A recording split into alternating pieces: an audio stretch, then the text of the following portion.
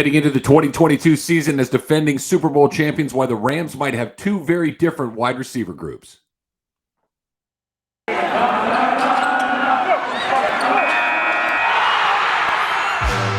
You are Locked On Rams, your daily Los Angeles Rams podcast. Part of the Locked On Podcast Network, your team every day.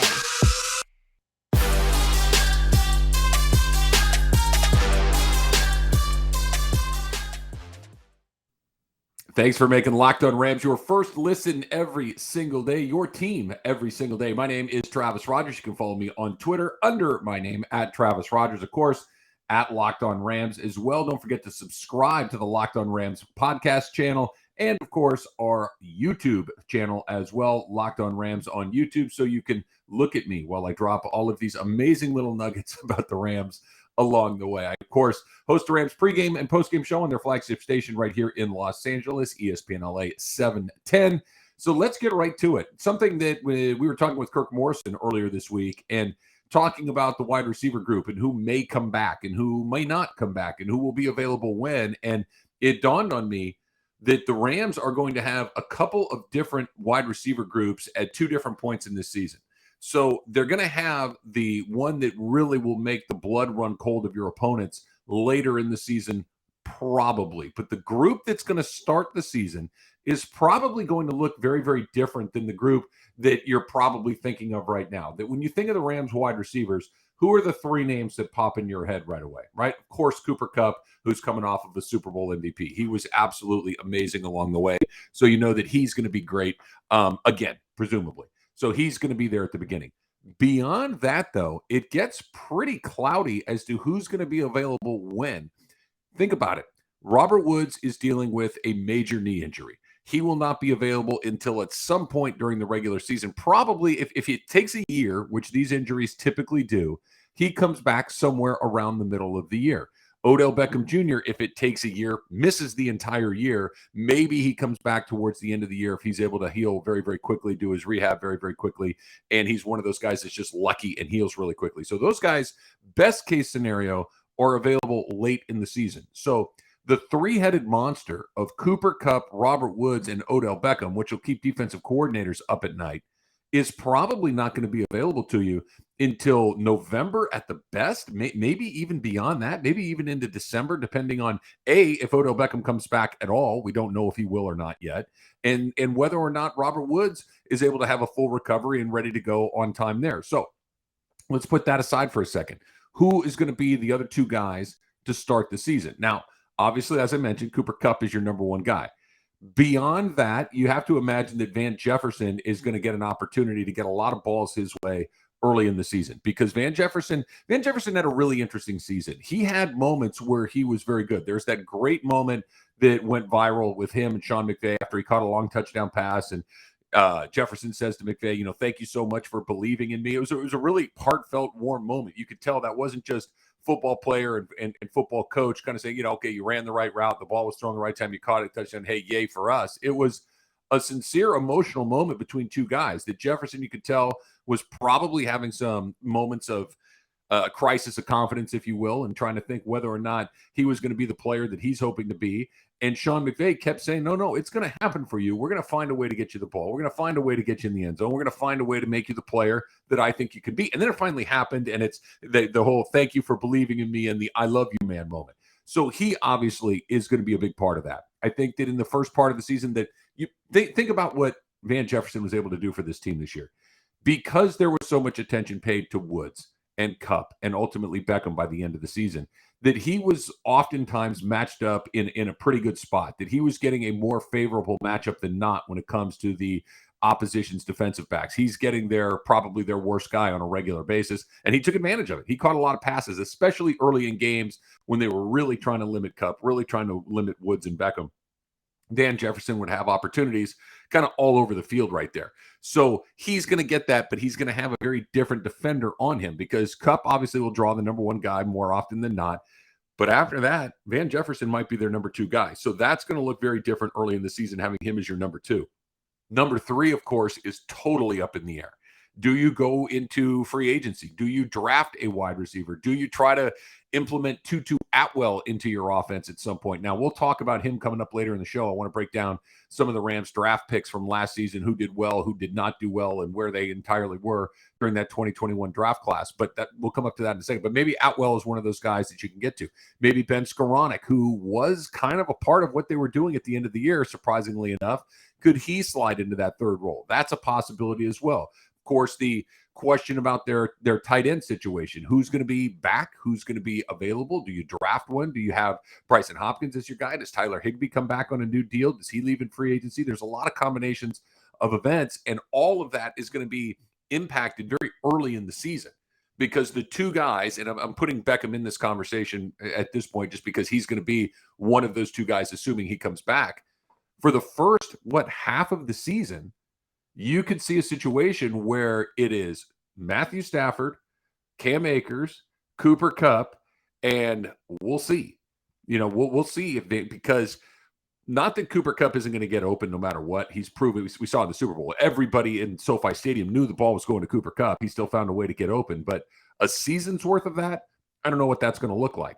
They're going to have to find options 2, 3, 4 in the receiving group and the tight end group that can take a little bit of that pressure off of Cooper Kupp because Woods isn't there, Beckham isn't there. So that's the first half of the season. The second half of the season, though, and again, this is being optimistic. This is best case scenario, right? The best case scenario is if both Woods and Beckham make a full recovery, and if Beckham decides that he wants to stay in Los Angeles, and if he can get healthy enough in a short enough time to come back, that's a very different thing. That's a very different dynamic. That's a wide receiver group that's probably the best one in football.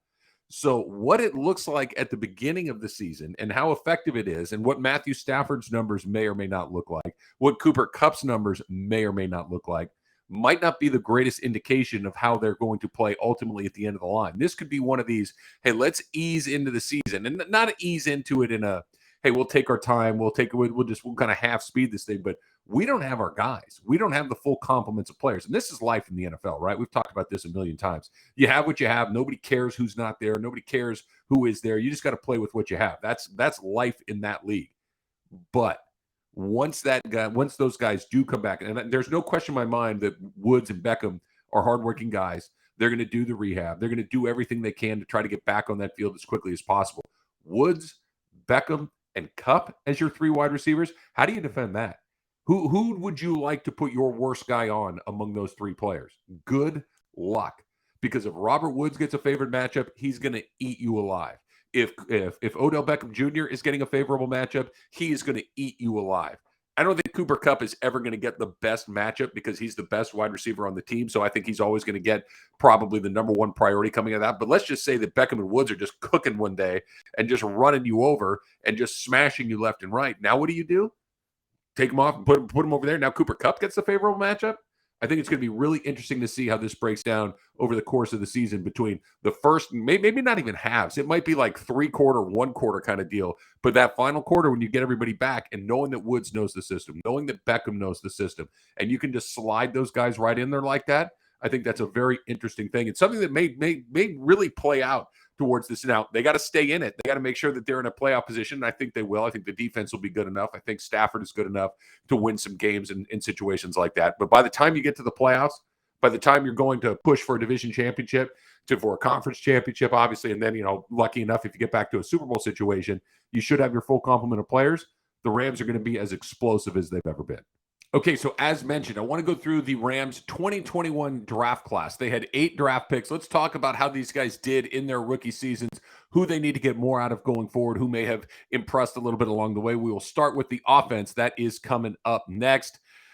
But even though football season is over, we're always going to talk a little football here, right? Basketball season is in full steam, both pro basketball, college basketball, all your latest odds, totals, player performance props to where the next coach might land.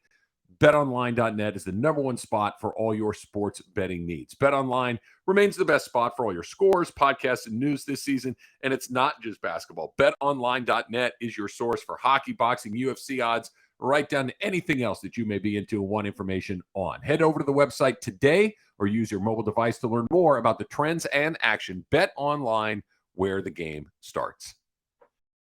And thanks for making Locked On Rams your first listen every day. Make sure you're following Locked On NFL, Locked On Experts, covering the biggest stories around the NFL every Monday through Friday in less than 30 minutes. It also is free and available wherever you get your podcasts. Okay, so let's go to the offensive side of the ball and who the Rams drafted in 2021 and what that's going to look like, right? And what that what did you get right? What did you get wrong? And how do you improve going into this draft? Because we know the Rams don't have a pick in the top 100. The Rams will not have a pick except for a compensatory third-round pick that they're going to get. So they're going to be waiting around for a while. Now, there's always the opportunities to move. There are always the opportunities to move back, right? They may actually end up picking even further down the draft than they are right now, but time will tell. So let's kind of go through this 2021 class, which was widely considered one of the weaker ones in the NFL. I saw one grade that had them 31st out of 32. Only the Seahawks had less of an impact with their draft class last year. But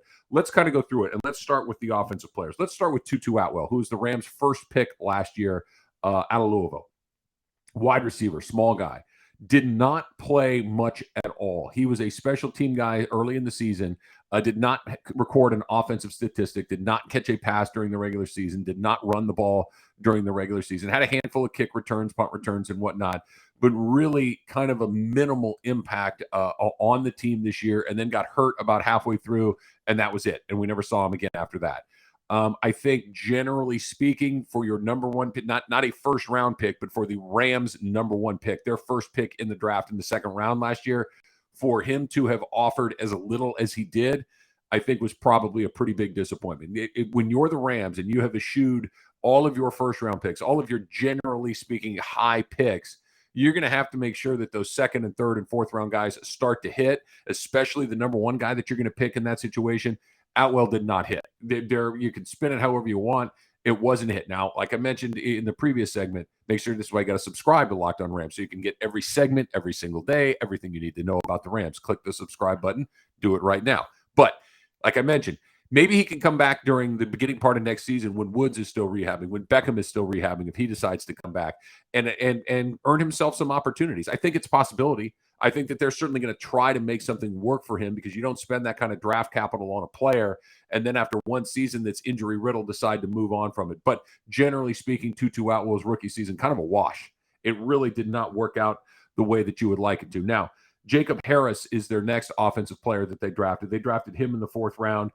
He was mostly a special teamer early in the season. He ends up getting hurt, so kind of a wash right there too. All right, a fourth round pick, offensive player, doesn't play a lot, special team mostly, and then gets injured. Not a ton of impact from your first two offensive picks: a second rounder in Tutu Atwell and a fourth rounder in Jacob Harris. Now, the next one, Jake Funk, was a seventh round pick, a running back. He actually was kind of sort of a little bit a part of what they were doing early in the season. But once Sony Michel got fully up to speed, once he started to take over, and certainly once Cam Akers had come back into the fold and was a regular part of what they were doing towards the end of the season, not a ton of opportunities for him there either. Special teams play along the way. He got injured as well. So again, another offensive player, the third one that we've mentioned right here, that really didn't impact the way that you would hope it would. So I think with him probably too, you might have been, now again, this is a seventh round pick. So there's a little bit more leeway of your expectations and what you might think coming into that one. But again, not exactly what you want. Now, their last offensive pick is actually the guy that probably gave them the most production during the entire season, and that's wide receiver Ben Skowronek. Skowronek played important parts of this season. You wouldn't have expected him to, right? We talked about all the wide receiver depth that this team had. This team had Deshaun Jackson at the beginning of the year, obviously Woods and Kupp. They have Van Jefferson, who was coming back for a second year. They drafted Tutu Atwell with their number 2 pick overall. You ultimately end up getting Odell Beckham Jr. That is a lot of talent and draft capital at that one position. Ben Skowronek is a 7th round guy. You're thinking probably won't play that much if he even makes the team. He did, and he played, and he was important. That this was a guy that was a regular on special teams. This is a guy that had to fill in kind of in a quasi tight end role towards the end of the season because guys started to get hurt and whatnot. And not only was he on the roster, the active roster, he played in every playoff game. He played in the Super Bowl. He caught passes. He was on the field doing important things. So of all of the Rams' offensive draft picks, Ben Skowronek was the guy, 7th rounder too, was probably the guy that you feel best about. Certainly the best as far as return goes, where you were drafted and the impact that he had on the team. But as far as just being out there and being available and playing important snaps in important games, Skowronek just dwarfs the rest of the field in this situation. He was a guy that you wouldn't have thought might even suit up during a regular season game as a seventh rounder, regular special teamer, and I don't want to say a vital contributor to the offense, but a contributor. They needed him. They needed another body in that situation in the playoffs, in the Super Bowl in particular. And Skowronek did a good job filling in right there. Now, maybe his future is at tight end. Maybe they needed him to put on some weight. Maybe they're going to need to add some depth at that position. We'll talk about that moving forward over the next couple of weeks as we get ready for the draft on Locked on Rams. But that's a guy that can kind of a swing guy that could kind of maybe go a couple of different ways. Whether you need him to line up as a wide receiver, a tight end, he's a very valuable piece. And I think the Rams hit a home run with him right there, all the way down in the seventh round. So 4 guys picked in the first round, or I should say on the offensive side of the ball in the 2021 draft. One of them hit pretty well in Skowronek, modestly speaking. I mean, we're not talking about a guy who came in and took over the league, but you play in the Super Bowl, you make catches. That's a successful pick. The other 3 guys, not so much. Tutu Atwell's the one that really kind of drags the average of the thing down. When you're the second pick, or you're the second round pick, the number 1 pick for the team, and you really don't make any significant impact at all, you get hurt. And look, I hope I'm wrong. I don't think I am, but I hope that I'm wrong, that a man that size playing in the NFL is going to be a challenge. He's just not a big man. He is a very small, very fast and elusive, but every single time he took a hit, you would hold your breath. So I don't know if that's going to be something that he has to deal with on a regular basis moving forward, if that's just his lot in the NFL, that he's a small guy that's going to take some hits, but they're going to have to find a way to get something out of him because the Rams don't have first-round draft picks, those second-round picks become more and more valuable, and he just did not hit at all. He's going to have a much better second season than he did in a first season. Okay, so that's the offensive side. Let's go to the defensive side of the ball.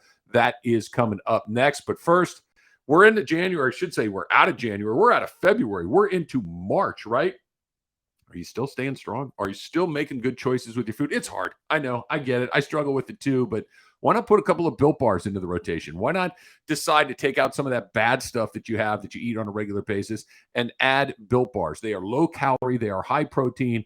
And you know that junk that you grab, get rid of that stuff and put Built Bars whether it's your desk, your car, the cabinet at home, wherever you hide your little snacks, right?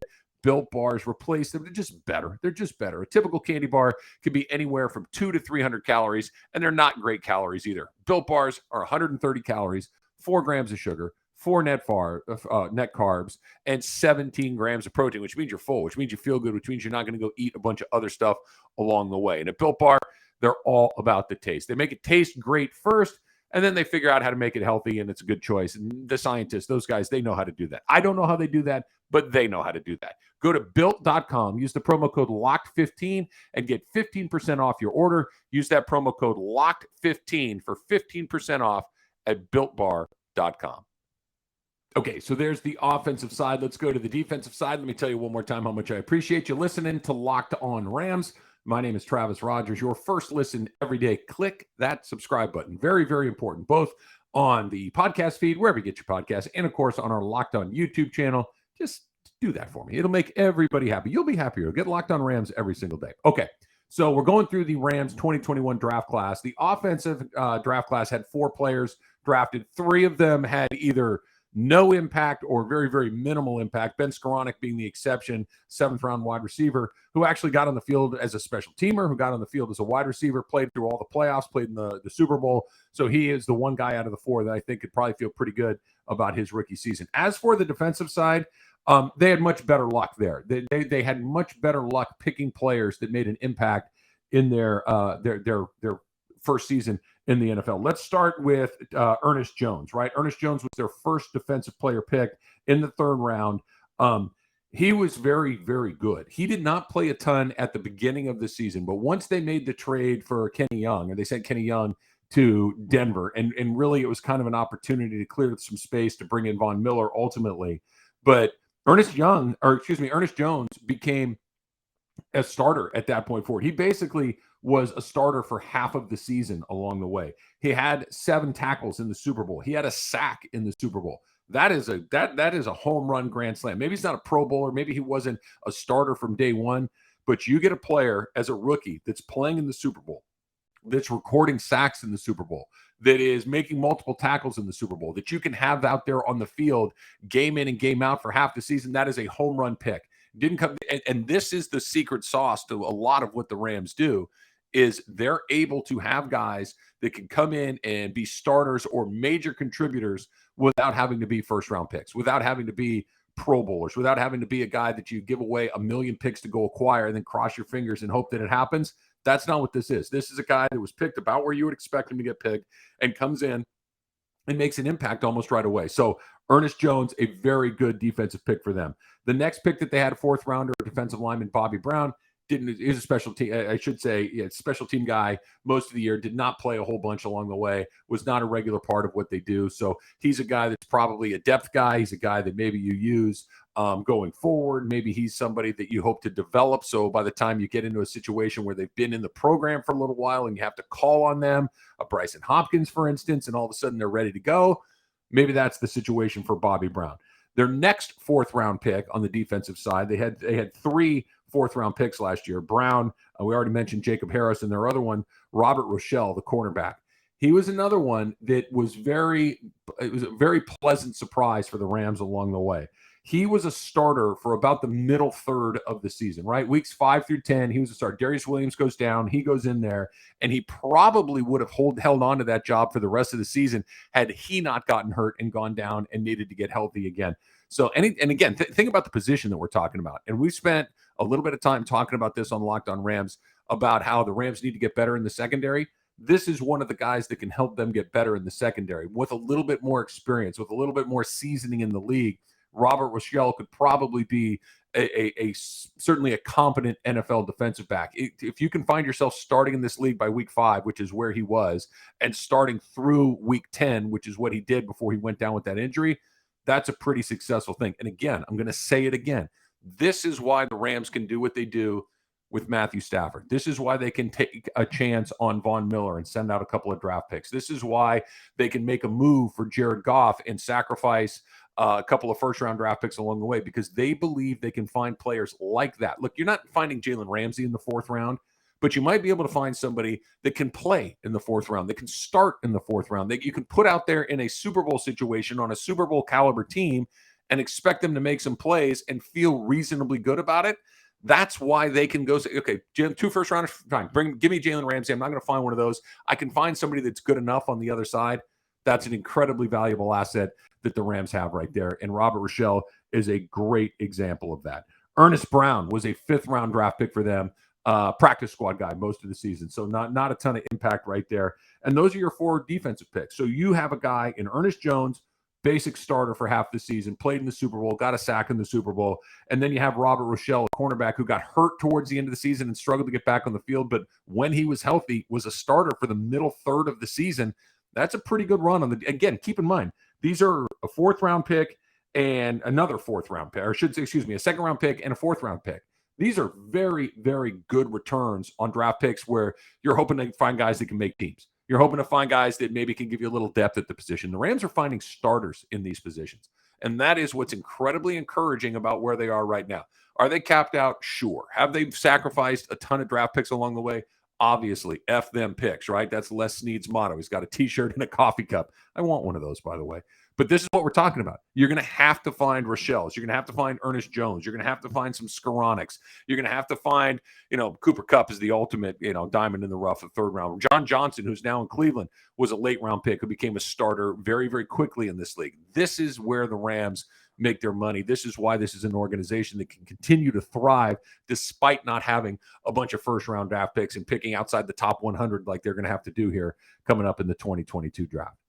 All right, that's it for this issue of Locked On Rams. Thank you very much for making us our first listen, or your first listen, I should say, every single day. We'll continue to get you ready for the draft. We'll talk a little combine coming up on Locked On Rams tomorrow. Now, for your second listen, make it Locked On NFL Draft. Ryan Tracy and former NFL cornerback Eric Crocker, they bring you the NFL Draft every day with insight and analysis on college football prospects and NFL front offices. It also is free and available wherever you get your podcast. My name is Travis Rogers. Click that subscribe button. Whose house?